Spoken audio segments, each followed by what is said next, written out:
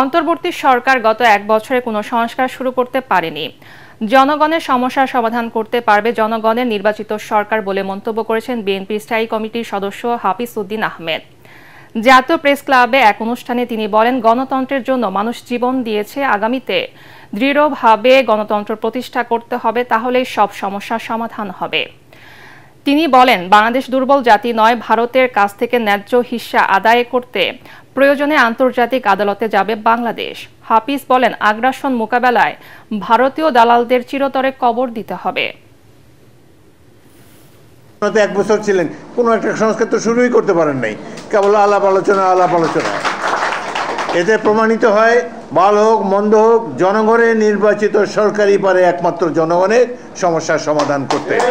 যে কোনো সমস্যা হোক, এটা বোঝার মতো সময় আপনাদের থাকতে হবে।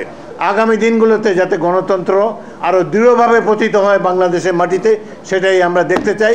তাহলে পানি সম্পদ সহ সকল সমস্যার সমাধান আমরা ইনশাল্লাহ করতে পারবো।